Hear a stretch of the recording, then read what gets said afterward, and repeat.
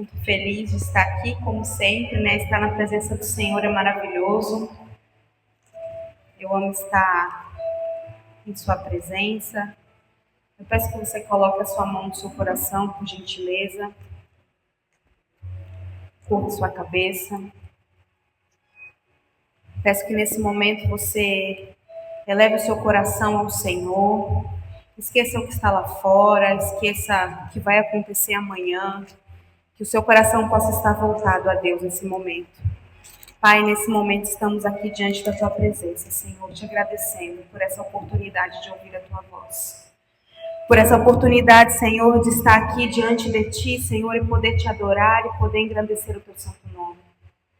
Ah, Deus, nós cremos que esse tempo de campanha, como o Senhor fez coisas maravilhosas, Senhor. Como o Senhor nos ensinou, o Senhor nos encorajou, o Senhor nos fortaleceu. E que nessa noite, Senhor, não seja diferente. Eu te peço nesse momento que o Senhor cede, Senhor, esse ambiente em nome de Jesus. Eu te peço, Senhor, que nenhuma investida, nenhuma infiltração do inimigo venha atingir as nossas mentes e os nossos corações. E que o nosso coração esteja totalmente, Senhor, entregue a Ti. E que a nossa mente esteja totalmente cativa ao plano da graça. Em nome de Jesus. Amém. Eu peço que você abra, por gentileza, Juízes, capítulo 4.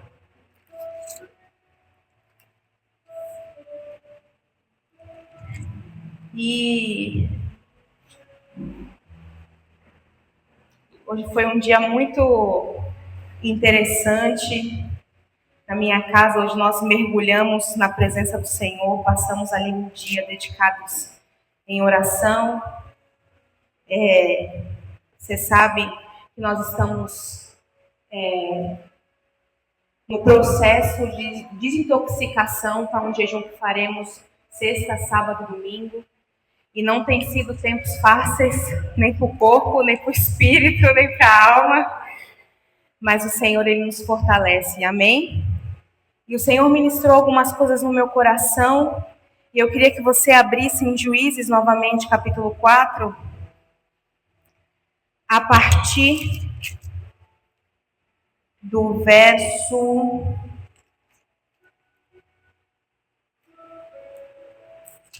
16.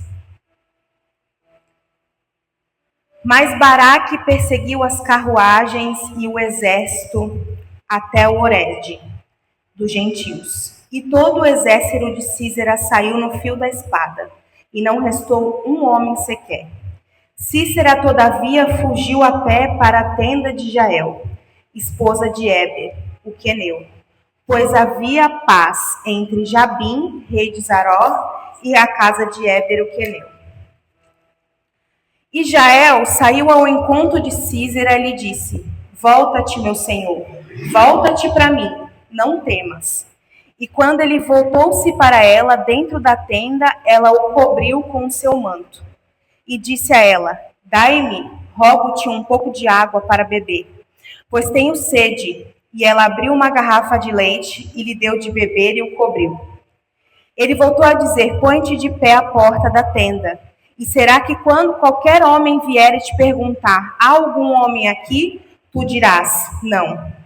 Então Jael, esposa de Éber, pegou um cravo de tenda e pegou um martelo em sua mão e foi delicadamente até ele. E o golpeou o cravo nas suas têmporas e o prendeu no solo, pois ele estava com sono profundo, exausto. Então ele morreu.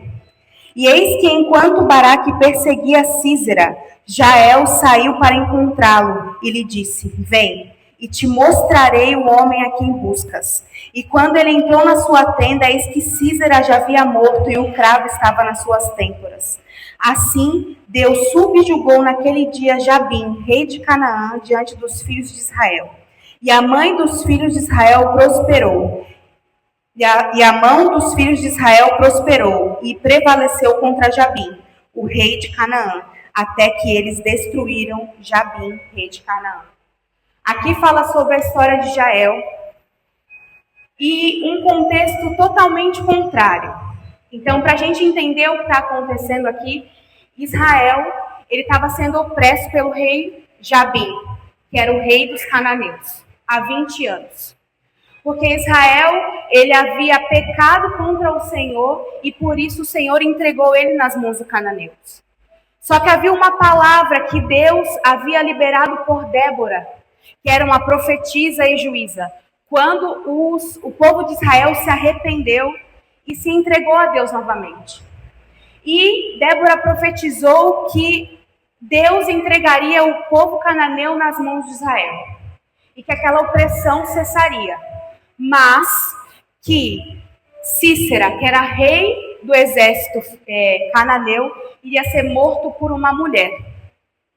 E essa mulher aqui, como nós lemos, é Jael. Jael, ela não era israelita.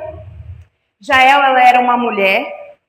Jael, ela era nômade por causa do povo dela, que era queneu. Então, os queneus, eles não ficavam num lugar só, num lugar fixo. Eles transitavam entre os territórios. E Éber, que era esposo de Jael, foi o responsável de avisar Císera que Baraque tinha se levantado contra o exército dos cananeus. E quando Císera ele se apresenta diante de Jael, depois de uma batalha entre os israelitas e os cananeus, onde os israelitas venceram os cananeus, Císera foge e se apresenta diante de Jael. E Jael ali de uma forma sutil, delicada, como fala na palavra, e sigilosa, ela acaba com o inimigo de Israel, assim entregando totalmente o poder novamente ao povo de Israel. E o Senhor ministrava ao meu coração a respeito dos improváveis. Jael era uma mulher improvável. Jael era uma mulher que ela não tinha motivos. Ela não tinha motivos para lutar contra o povo de Israel. Nem o povo dela era. Nem o povo dela era e ela não podia, ela não tinha o porquê se comprometer com aquele povo. E a partir do momento que ela se levantasse contra Císera, bem supostamente que o povo de cananeu se levantasse contra a casa dela, ela tinha paz. Ela não tinha guerra entre eles. E naquele momento que Císera ele se apresenta ali e ela coloca ele para dentro da sua casa, ela ali com uma estaca da tenda no qual ela firmava a sua tenda, ela fere Císera e mata. Jael, quando Císera se apresenta, ela não fingiu que a guerra não era com ela.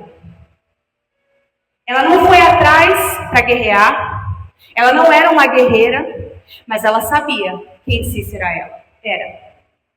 E quando ele se apresenta, ela não deixa ele escapar pelas suas mãos, muito pelo contrário, ela fala, não, pode entrar. Entra, deita, toma água e descansa. E ainda falou assim, pode deixar, que eu fico aqui na porta para você. Uma estratégia totalmente fora de evidência, totalmente fora de desconfiança daquele homem. E aquela armadilha era para matá-lo. E aquela mulher estava dentro do propósito de Deus. Ela não era do seu povo, mas ela sabia o que ela tinha que fazer. Ela era improvável, mas ela sabia o que ela tinha que fazer. Todos esses dias aqui nós estamos refletindo e nós estamos recebendo de Deus a respeito de nos revestir. Nós estamos orando para nos revestir, mas revestidos, nós não podemos esquecer que nós estamos em guerra. Nós não podemos fingir que a guerra não é com a gente. Nós não podemos olhar e fingir, não, está tudo bem, está tudo certo, minha vida continua da mesma forma, então eu vou seguir. Não. Todos os dias nós vivemos numa guerra. Seja ela contra o velho homem, seja ela contra os nossos desejos, contra as nossas emoções, seja ela contra o inimigo que quer tomar território dentro da nossa casa, seja ela para a gente romper com um ciclo geracional nas nossas vidas, nós vivemos em guerra.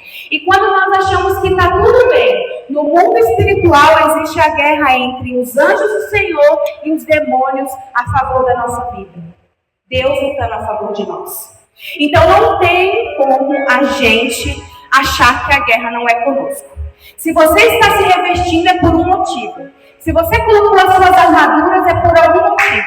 Se você se levantou e falou, não, Deus, eu quero colocar o capacete, quero colocar a couraça, eu quero o escudo, eu quero o sapato, porque tem um motivo. E não dá mais para olharmos para um lado e para o outro e fingir que a guerra não é conosco. Jael não tinha nada a ver com o povo de Israel, mas os planos de Deus, ela tinha tudo a ver. Às vezes você olha para você e fala assim, mas Deus, logo eu sou tão fraco, eu sou tão inconstante, eu sou tão difícil no meu dia a dia, mas Deus conta com você. E eu acho tão maravilhoso quando Jael, ela põe aquele homem para dentro e ela, de uma forma tão delicada e tão discreta, ela dá um checkmate numa batalha que havia matado vários homens antes de ele chegar até ali. Porque ela não negligenciou, ela não fingiu que não era com ela. E aí, nesse momento que Jael está ali, naquele momento entre os dois, ela foi sigilosa. Ela podia ter chego, quando ele dormiu, chego na sua vizinhança e falado assim, olha, tá vendo quem está lá na minha tenda? É o Cícera. Sabe o que eu vou fazer? Vou pegar a estaca e vou matar ele. Olha, tu viu quem é que foi correr para minha tenda? Mas eu vou matar ele. Não. Primeiro ela fez.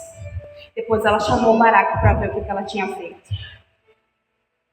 Você sabia que uma das coisas que nos prejudicam na guerra é o nosso muito falar? A gente fala para os nossos inimigos o que nós estamos fazendo. A gente fala aos quatro cantos o que nós vamos realizar. Nós falamos para as pessoas o que está passando dentro da nossa casa. Nós falamos para todo mundo e nós muitas vezes não entendemos porque a gente não consegue vencer a batalha. Porque quando a gente está prestes a conquistar alguma coisa, a gente não consegue. Porque nem todo mundo tem a mesma maturidade e o mesmo entendimento que você tem que estar passando por aquela batalha.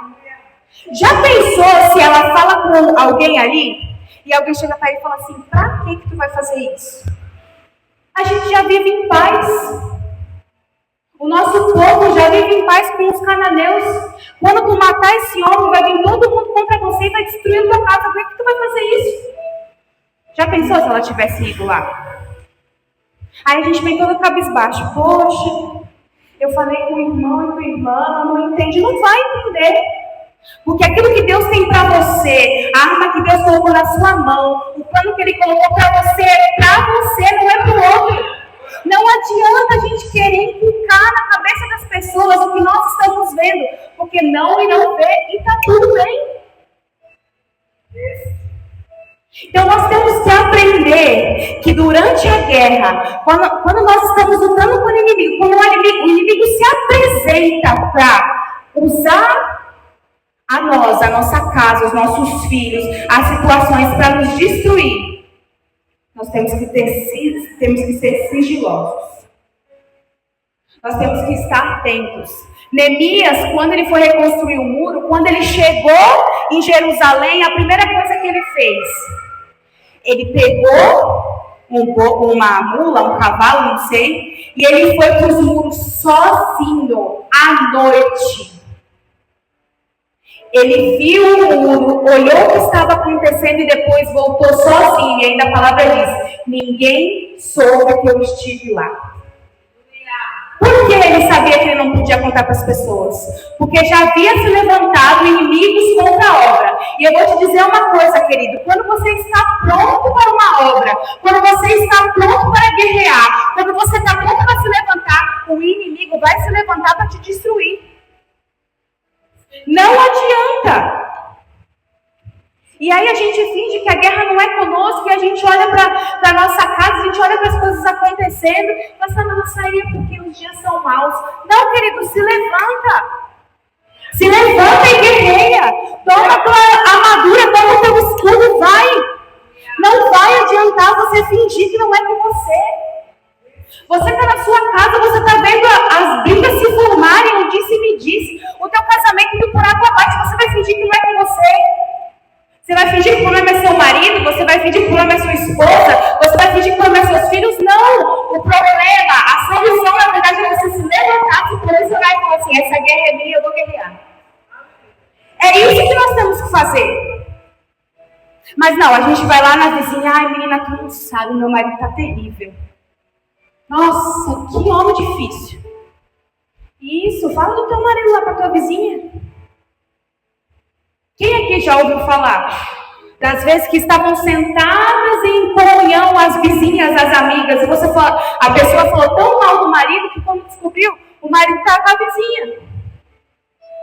Porque o inimigo, ele vai agir nas tuas fragilidades. Nunca esqueça disso. E não tem como fingir que não é conosco. Seu filho está lá perdido na rede social, com as amizades. Você fala, não, se eu tirar o telefone do meu filho, meu Deus do céu, ele vai sofrer. Não, Deus vai colocar a mão e vai mudar. Querido, se levanta em oração e clama pelo teu filho. Coloca limite, coloca uma estratégia, tenha uma estratégia para que teu filho possa seguir o caminho certo. As coisas não acontecem por acaso. Deus, naquele momento, escolhe Jael para levar o povo. Ele levanta uma mulher totalmente fora das expectativas das pessoas. Quem ia imaginar que Jael, aparentemente aliada, ia matar aquele homem? E Deus levanta ela, porque estava no plano dele. E Jael, ela foi tão inteligente, que ela usou aquilo que ela dominava. Por ela ser nômade, ela tinha habilidade em construir tendas. Então ela sabia que a mão dela não ia fraquejar no momento que ela colocasse a estaca na cabeça dele. Ela usou aquilo que ela dominava. E nós temos armas nas nossas vidas e muitas vezes nós queremos usar as armas do outro porque nós achamos legal. Qual as armas que nós temos? Nós temos a oração. Nós temos o jejum, como Daniel fez. Nós temos a adoração, como Davi tinha, quando ele ia até Saul e tocava a harpa e os demônios saíam. Tem a voz profética. Tem a intercessão, como Neemias, Jó, Mardoqueu. São armas, todas elas precisam estar ativas nas nossas vidas. Mas nós temos uma delas, ou duas, ou três, que nós dominamos. Daniel fazia jejum como ninguém. Talvez você faça um tempo de jejum que eu não consigo. Então usa a arma para guerrear, usa essa arma para guerrear. Talvez Deus colocou a arma da adoração na tua vida, e quando você começa a adorar, quando você começa a fazer coisas para Deus em adoração, o Senhor começa a mover o cenário. O serviço. Neemias também foi usado no serviço. Neemias era copeiro do rei. Ele não podia sair para levantar os muros. Mas aí ele se apresenta diante de Deus e fala assim, Deus, eu quero uma oportunidade. Uma. Diante do rei. E Deus é tão lindo, que não foi ele que chegou e pediu. Olha, estou tão triste porque o meu povo está desolado, está em vergonha, não deixa eu ir lá não. Quando ele foi servir, o rei olhou para ele e falou, o que está acontecendo? Você não está doente? Isso é coisa do teu coração. O que aconteceu? Ah, ele não perdeu a oportunidade. Deixa que eu vá. Deixa que eu vá. Eu quero um tempo e eu quero recurso. E o Senhor foi e deu graça para Neemias diante do rei.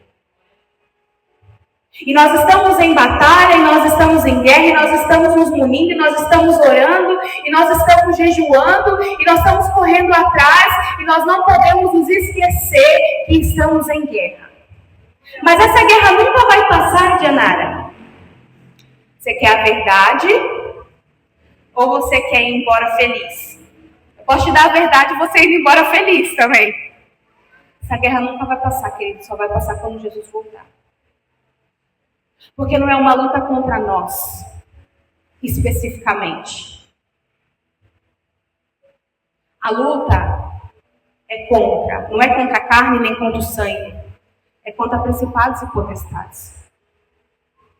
O inimigo, ele quer derrubar a adoração. O inimigo, ele quer derrubar a tua família. Não porque você é bonitinho, mas é porque ele quer envergonhar o nome do Senhor. Essa guerra nunca vai acabar. Só que nós estamos aprendendo aqui a nos revestir. E hoje eu estou te conscientizando numa guerra que é real. E se você não se levantar em Deus e não se posicionar, você vai ver as coisas acontecendo e não vai ter força de combater. Até quando você vai ver o inimigo saquear suas finanças? Até quando você vai ver o inimigo roubar a tua saúde? Até quando você vai ver o inimigo roubar a tua família? Querido, se levante em nome do Senhor Jesus e mude o cenário no poder que há no nome do Senhor. Isso não vem de você, isso vem de Deus. Jael só venceu aquele homem porque ela tinha um plano. Deus tinha um plano na vida dela. Deus havia levantado ela antes dela saber. Não foi por acaso que as coisas aconteceram. Tinha um plano. Enquanto o povo de Israel chorava quando estava escravo no Egito, Deus levantava um libertador que era Moisés. Deus não faz as coisas por acaso. Enquanto o povo orava e jejuava com Mardoqueu para poder receber o favor do rei, para que os judeus não morressem, o Senhor estava preparando todo o ambiente para que Esther pudesse se apresentar e receber o favor do rei. Não é por acaso que as coisas acontecem. Não se surpreenda que quando você levantar, as oportunidades de Deus comecem a aparecer, porque você se posicionou. E a partir do momento que você se posiciona, Deus ele coloca sobre nós oportunidades para que possamos vencer. É uma conquista de território, nunca esqueça disso. Toda vez que você for orar pela sua família, toda vez que você for orar por alguém, toda vez que você for orar por uma área, é uma conquista de território. Canaã tinha uma promessa. Canaã, ele já tinha o povo de Israel já tinha a promessa de Canaã, desculpa. Já era deles. Mas eles não chegaram e falaram assim, então, a gente tem uma promessa, eu vou pedir por gentileza que vocês se retirem, tá bom? Mas assim, não quero incomodar, tá bom? Vou dar aí 30 dias para vocês saírem, pra gente... Foi assim que eles fizeram? Foi assim? Não, eles tomaram o território, eles tiveram junto com Josué aí batalhar para poder conquistar aquilo que Deus já tinha prometido. Deus falou que eles não iam. Deus não chegou para eles e falou, pode ir que vocês vão guerrear. Não. Deus prometeu a terra. Se tivesse guerra, o Senhor ia ajudar. Se tivesse guerra, o Senhor ia ganhar por eles. A terra já era deles. Qual a promessa que Deus já te deu? E que você está com medo de guerrear, porque é muito grande, o desafio é grande, querido, é grande, mas o nosso Deus é maior. O nosso Deus é o Deus do impossível. Hoje talvez você possa olhar para a sua família e falar assim, Senhor, tem misericórdia, eu não vejo as coisas acontecerem. Deus vê, e Deus já está preparando uma oportunidade para que a tua família possa ser salva, liberta, curada e prosperada. É assim que Deus age. Enquanto você está lá nos bastidores, em secreto, orando no teu quarto, clamando, gerando em oração, Deus está vindo e está preparando oportunidades para que as coisas aconteçam. Você, nossa, eu precisava resolver esse problema. Acredita que eu estava orando ontem e hoje Deus deu a resposta? Exatamente. É o Deus dos bastidores. É o Deus que nos dá oportunidade nos bastidores. Qual a oportunidade que você precisa? Fala para Deus aí. Senhor, eu preciso dessa oportunidade. Que nem Neemias fez, Senhor. Me dá uma oportunidade diante do rei. Eu lembro uma vez que eu estava prestes a entrar na empresa que eu trabalhava. Eu estava fazendo um processo seletivo e tinha 25 meninas. E eu estava passando uma situação muito difícil na minha casa, porque minha mãe tinha acabado de se separar, e minha mãe não trabalhava, e a minha avó deu um checkmate. Ou você deixa o curso que você está para poder trabalhar em qualquer coisa, ou você arruma um trabalho nessa área, mas assim não dá para ficar. Você estudando e a gente passando por necessidade. Eu tinha 18 anos. E aí...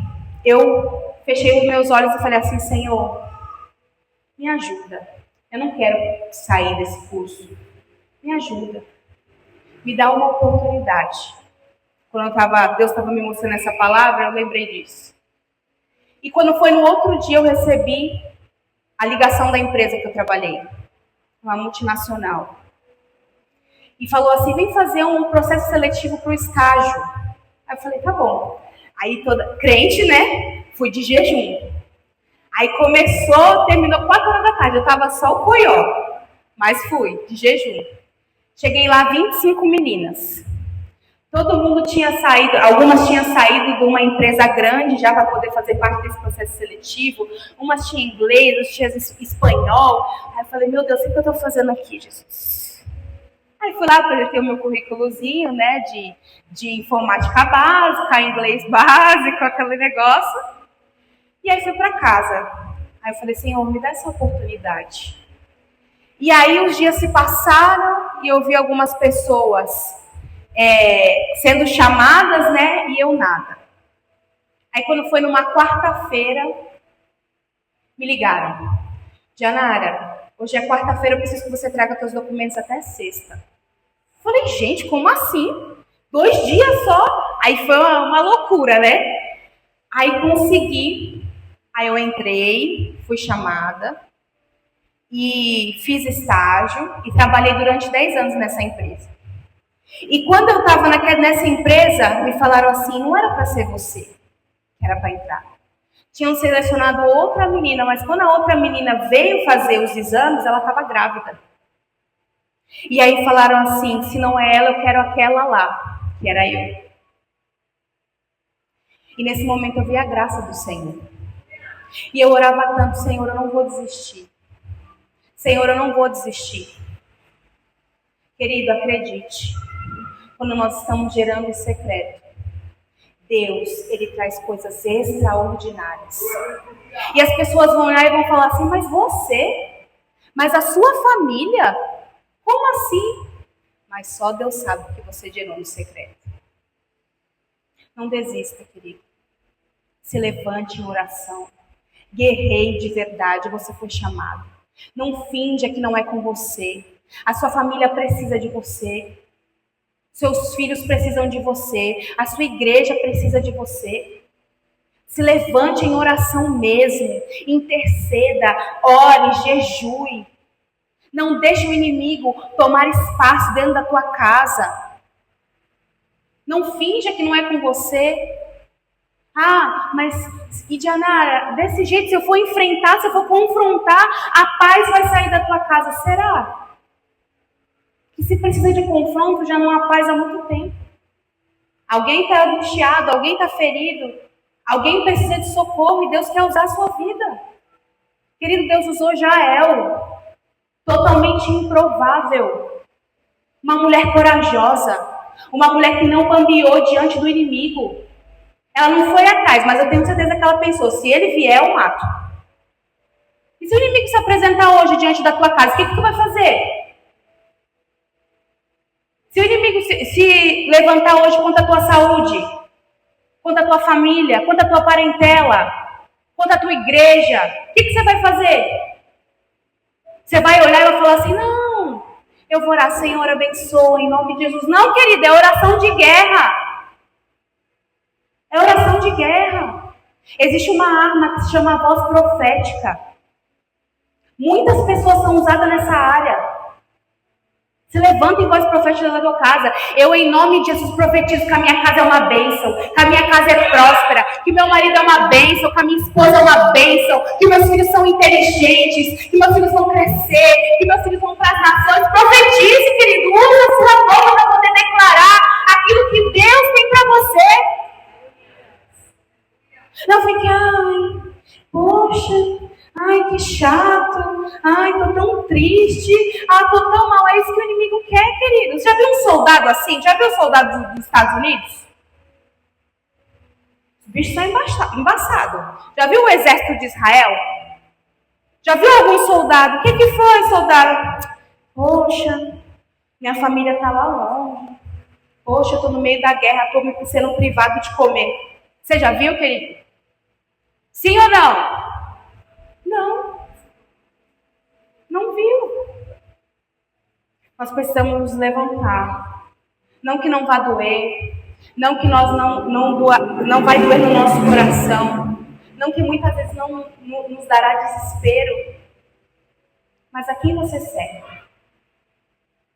Ao bravo das guerras. Como eu amo esse bravo das guerras. É ele que vai na frente. Sabe aquela música? Deus vai na frente, abrindo caminho, quebra. É esse aí. É o bravo das guerras, querido. É esse que você serve. Não deixa o inimigo saquear a tua família. Se levanta. Não deixa o inimigo tomar a tua saúde. Se levanta. Não deixa as mentiras de Satanás penetrarem na tua mente, no teu coração, no coração da tua família. Se levanta. O Senhor está te chamando para uma grande batalha, para uma grande obra. E nós não podemos fingir que não é conosco. Eu vou pedir por gentileza que você se levante nesse momento. Põe a mão no seu coração.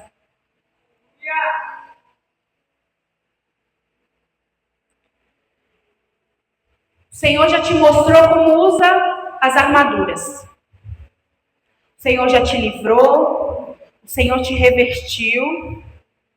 Ele trouxe entendimento para a tua mente. E agora Ele está te convocando para a batalha.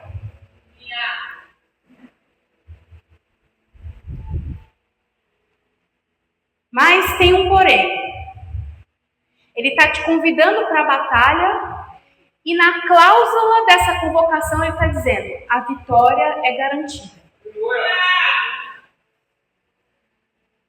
E agora é uma escolha sua.